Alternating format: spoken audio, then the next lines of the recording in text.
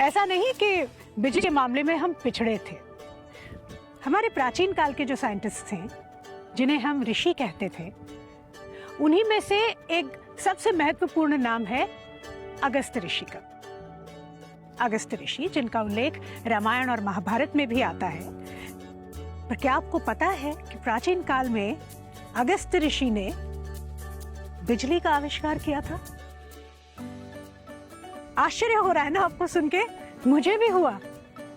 लेकिन अगर आप अगस्त्य संहिता पढ़ें तो उसमें अगस्त्य ऋषि ने विस्तार से वर्णन किया है एक ऐसी पद्धति का जिसे आज पूरी दुनिया बैटरी के नाम से जानती है। ऋषि अगस्त्य के तरीके से बैटरी बनाने का प्रयोग जब हमारे आज के साइंटिस्ट ने किया तो वो पूरी तरह से सफल हुआ।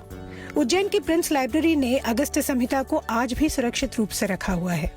यही नहीं, प्राचीन काल में ही इलेक्ट्रिक बैटरी के जरिए तुलसी से चार्ज किए हुए पानी का इलेक्ट्रोलिसिस करके हम मेडिकल ओजोन बनाते थे। कैलिकट के बेजल मिशन ने इसी ओजोन बनाने की तकनीक को लेकर इससे यूनिवर्सिटी ऑफ बर्लिन के एक प्रोफेसर क्रिश्चियन फ्रेडरिक शॉनबाइन के नाम से पेटेंट करवा लिया। और इसके काफी बाद 1896 में निकोलस टेस्ला, जो कि वैदिक साइंस से बहुत प्रभावित थे, उन्होंने ओजोन जनरेटर बनाया और अपने नाम पे पेटेंट करा के टेस्ला ओजोन कंपनी स्थापित की। हमारे देश की और हमारे लोगों की यही त्रासदी रही है। अगस्त्य ऋषि के आविष्कार का नाम विश्व के इतिहास में दर्ज ही नहीं हुआ। लेकिन अब इनोवेशन, पावर सेविंग और रिन्यूएबल एनर्जी में भारत का नाम दर्ज हो, इसका बीड़ा भारत के लोगों ने उठा लिया है। आपने अपने घरों में सुना ही होगा, अजी सुनते हो, जरा कमरे से आते हुए लाइट बंद करके आना। अरे बेटा, तुमने पंखा फिर से ऑन रख दिया, बिजली का बिल आएगा ना, तब बिजली की कीमत तुम्हें समझ में आएगी। बिजली बचाने की समस्या हमारे मध्य वर्गीय घरों में हमेशा बनी रहती है। लेकिन इसी समस्या का एक क्रांतिकारी जवाब है एलईडी बल्ब्स। एलईडी बल्ब्स में बिजली की खपत कम होती है, इसलिए इसमें पैसे की बचत होती है।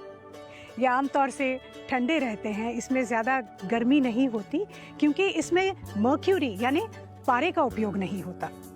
एक नॉर्मल इनकैंडेसेंट बल्ब जो होता है उसके मुकाबले ये 40 गुना ज़्यादा चलते हैं। मतलब जहाँ साधारण बल्ब 1000 घंटे चलता है, वहीं पे एलईडी 1,00,000 घंटे चलता है। और सबसे बड़ी बात यह है कि एलईडी बल्ब्स अब सस्ते हो गए हैं। इससे हमारा तो फायदा है ही, साथ में पर्यावरण का भी फायदा है। एलईडी बल्ब्स पावर सेक्टर में एक बहुत बड़ी क्रांति है। विंड पावर के निर्माण में भारत आज चौथे स्थान पर है और विंड पावर भारत में निर्मित सभी ऊर्जाओं में से सबसे सस्ती भी है। क्लाइमेट चेंज की लड़ाई में भी भारत सबसे अग्रसर है और ये हमारे लोगों की मेहनत और लगन ही है कि रिन्यूएबल एनर्जी हमारे देश में प्रोड्यूस करने के लिए आज 300 इंटरनेशनल और डोमेस्टिक कंपनियां यहां समर्पित हैं। प्रकृति को सुरक्षित रखकर, मनुष्य को सुरक्षित रखकर ऊर्जा के निर्माण में पूरे विश्व को राह दिखाने के लिए अब भारत पूरी तरह से तैयार है। जब समंदर में एक लहर उठती है तो उसे कोई नहीं रोक सकता। अगस्त्य ऋषि को इतिहास में अपना स्थान तो नहीं मिला, लेकिन भारत को अब एक नया भविष्य बनाने से कोई नहीं रोक सकता। ये थी भारत में ऊर्जा और बिजली की बात, आपकी बात, मेरी बात, हम सब की बात, भारत की बात।